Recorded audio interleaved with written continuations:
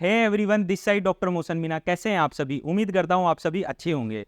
तो दोस्तों, आज का वीडियो बहुत ही इंपॉर्टेंट रहने वाला है, क्योंकि आज से हम एक रिव्यू सीरीज स्टार्ट करने जा रहे हैं बीएमएस की, जिसके अंदर मैं आपको जितने भी गवर्नमेंट कॉलेजेस हैं बीएमएस के, उनका मैं आपको रिव्यू दूंगा।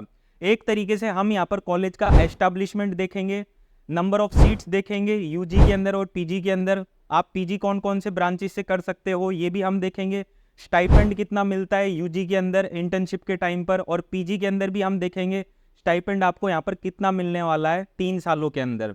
फिर उसके बाद में हम यहाँ पर ये भी देखेंगे हॉस्टल फीस कितनी है, कॉलेज की फ़ीस कितनी है, मेस की फ़ीस कितनी है, और जितना भी इंफॉर्मेशन जो डाटा है जो कि इम्पोर्टेंट होता है एक बच्चे के लिए, वो हम सारा यहाँ पर देखने वाले हैं। तो इतना डिटेल में वीडियो आज तक किसी ने भी नहीं डाला होगा यूट्यूब के ऊपर। तो जितना भी इम्पोर्टेंट डाटा है वो मैं आज आपको यहाँ पर बताने वाला हूँ बीएचयू के लिए। तो आपको जैसा कि पता है, बीएचयू यानी कि बनारस हिंदू यूनिवर्सिटी जो है, वो आपको ये वाराणसी उत्तर प्रदेश के अंदर आपको यहाँ पर देखने को मिलती है। और आपको जैसा कि पता है, ये जो बीएचयू है, इसकी जो 100% सीट्स जो होती है, वो यहाँ पर EEEC काउंसलिंग के अंदर पार्टिसिपेट करती है। अदर से कोई भी कोटा नहीं है इसके अंदर। जितनी भी 100% जो सीट्स है इसकी, वो यहाँ पर किसके अंदर पार्टिसिपेट करती है? EEEC काउंसलिंग के अंदर पार्टिसिपेट करती है। तो जिस भी बच्चे को यहाँ पर एडमिशन लेना हो बीएचयू के अंदर, तो उन्हें EEEC की यानी ऑल इंडिया का आयुष काउंसलिंग यहाँ पर उनको करवानी पड़ेगी। फिर आप यहाँ पर देख भी सकते हो, बीएचयू का ये मेन गेट है और ये कैंपस है अंदर से। वो काफ़ी बड़ा कैंपस है, एशिया का सबसे बड़ा यूनिवर्सिटी है बीएचयू, जिसके अंदर आपको बीडीएस, एमबीबीएस, आईआईटी, बीएमएस और भी बहुत सारे कोर्सेज आपको यहाँ पर देखने को मिलते हैं। फिर उसके बाद में अगर मैं इसके एस्टैब्लिशमेंट के बारे में बात करूँ, तो 4 फरवरी 1916 को इसका एस्टैब्लिशमेंट हुआ था। लोकेशन आप देख ही सकते हो, वाराणसी उत्तर प्रदेश के अंदर इसकी लोकेशन है। और अगर मैं स्टाइपेंड की बात करूँ, तो जो स्टाइपेंड है यूजी के लिए 26,500 रुपये है पर मंथ के लिए। लेकिन अभी मेरी कुछ बच्चों से बात हुई थी, उन्होंने ये कहा था भैया 1-2 महीने के अंदर ये जो स्टाइपेंड अमाउंट है वो यहाँ पर 30,000 रुपये होने वाला है यूजी एस्पिरेंट्स के लिए। तो ये एक बहुत ही अच्छी गुड न्यूज़ है। जो भी बच्चे एडमिशन लेंगे उनके लिए इंटर्नशिप के अंदर जो स्टाइपेंड अमाउंट रहेगा वो यहाँ पर 30,000 रुपीज़ रहेगा। ऑफिशियल नोटिस भी आ गया है, बस स्टार्ट होना बाकी है 30,000 रुपीज़। लेकिन अभी के टाइम पे 26,500 रुपीज़ आपको यहाँ पर स्टाइपेंड देखने को मिलता है। फिर उसके बाद में अगर मैं पीजी की बात करूँ, पीजी के अंदर आपको यहाँ पर कितना स्टाइपेंड देखने को मिलता है वो भी मैं आपको यहाँ पर बता देता हूँ। तो 1,13,000 रुपये आपको यहाँ पर मंथली स्टाइपेंड देखने को मिलता है। जी हाँ दोस्तों, मंथली स्टाइपेंड आपको यहाँ पर 1,13,000 रुपये देखने को मिलता है। और ये जो होता है ये स्टाइपेंड, ये इसके अंदर हर साल इंक्रीमेंट होता है यहाँ पर 8,000 रुपये का, फर्स्ट ईयर से लेके थर्ड ईयर तक। तो ये चीज़ आपको यहाँ पर पता होनी चाहिए। पीजी के अंदर जो स्टाइपेंड अमाउंट है वो 1,13,000 रुपये, जिसके अंदर 8,000 रुपये हर साल यहाँ पर इंक्रीमेंट होता है। फिर उसके बाद में यहाँ पर आप देख सकते हो जो नंबर ऑफ सीट्स है यूजी के अंदर वो कितनी है। जो नंबर ऑफ सीट्स है वो 75 है। ये चीज़ आपको यहाँ पर पता होनी चाहिए। यानी इसकी जो 100% जो सीट्स है वो कितनी है? 75 है। और ये सारी की सारी EEEC काउंसलिंग के अंदर पार्टिसिपेट करती है। तो ये चीज़ मैंने आपको यहाँ पर बता दी। उसके बाद में मैं आपको यहाँ पर एक चीज़ और बताना चाहूँगा कि इसके अंदर आपको यहाँ पर इंटरनल कोटा देखने को मिलता है। इंटरनल कोटा का मतलब यही होता है कि इसकी जो 50% सीट्स होती है वो रिजर्व्ड होती है वहाँ के बच्चों के लिए। तो यहाँ पर आप देख सकते हो कि इसकी जो पीजी की जो सीट्स है वो लगभग 50 है। 50 आपको यहाँ पर सीट्स देखने को मिलती है पीजी की, जिसके अंदर से 50% अगर आप इंटरनल कोटा हटा दोगे तो यहाँ पर आपको सिर्फ और सिर्फ 25% सीट्स जो होगी वो ऑल इंडिया कोटा में, और 25% जो यानी जो 25 सीट्स है वो आपको बीएचयू के अंदर देखने को मिलती है।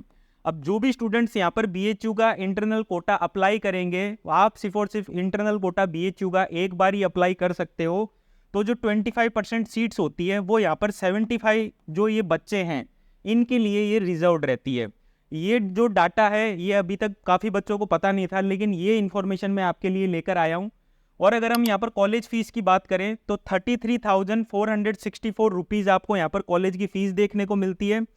हॉस्टल की जो फीस होती है वो कॉलेज की फ़ीस के अंदर ही इंक्लूडेड होती है। फिर उसके बाद में अगर हम मैथ्स की फ़ीस के बारे में बात करें कि भाई मैथ्स की फ़ीस कितनी होती है, काफ़ी बच्चों का ये भी क्वेश्चन रहता है मेरे पास। तो यहाँ पर आपको 3,500 का भी मैथ्स देखने को मिलेगा और 4,500 का भी मैथ्स देखने को मिलेगा। बहुत सारे मैसेज वगैरह हैं BHU कैंपस के अंदर, तो आप 3,500 वाला भी मैथ्स ले सकते हो या 4,500 वाला भी मैथ्स ले सकते हो, ये आपके ऊपर डिपेंड करता है पूरा। फिर उसके बाद में यहाँ पर देखो मैंने मैथ्स के बारे में बता ही दिया है ऑलरेडी। फिर उसके बाद में जो कोर्सेज हैं वो आपको यहाँ पर BMS और BMS के बाद में आपको MDMS और PhD भी आपको यहाँ पर देखने को मिलता है। उसके बाद में अगर हम कॉलेज की बॉन्ड के बारे में बात करें, बहुत सारे बच्चों का ये रहता है कि भैया हम पार्शियल ड्रॉप लेना चाहते हैं, तो अगर हमारा अगर जैसे कि अच्छे नंबर आ जाए, 600 प्लस नंबर आ जाए, तो हमने जैसे कि ये कॉलेज ले लिया BHU, इसके बाद में क्या हम इस कॉलेज को छोड़ सकते हैं? तो उसके लिए यहाँ पर मैं आपको बता दूं, यहाँ पर बॉन्ड है BHU के अंदर 3 लाख रुपए का बॉन्ड है जनरल, EWS और OBC के लिए, और SC ST के लिए यहाँ पर 75,000 रुपीज़ का यहाँ पर बॉन्ड है। तो ये चीज़ भी स्टूडेंट्स को यहाँ पर क्लियर होनी चाहिए। फिर उसके बाद में आप यहाँ पर देख सकते हो ये प्रीवियस ईयर की कट ऑफ्स है। जनरल कैटेगरी के लिए 602 मार्क्स रहे थे, EWS के लिए 599 मार्क्स रहे थे, OBC कैटेगरी के लिए 596 मार्क्स रहे थे, SC कैटेगरी के लिए 459 मार्क्स रहे थे, ST कैटेगरी के लिए 418 मार्क्स रहे थे। और यहाँ पर मैंने बगल में रैंक भी दी हुई है, और ये जो कट ऑफ है ये राउंड 1 की कट ऑफ है। तो जिन भी स्टूडेंट्स के यहाँ पर इसके आसपास में रैंक आ रही होगी या इसके आसपास में मार्क्स आ रहे होंगे, तो उनका एक बहुत ही अच्छा और सुनहरा मौका है BHU के अंदर एडमिशन लेने के लिए। तो आप एक बार यहाँ पर BHU में एडमिशन लेने का यहाँ पर ट्राई भी कर सकते हो।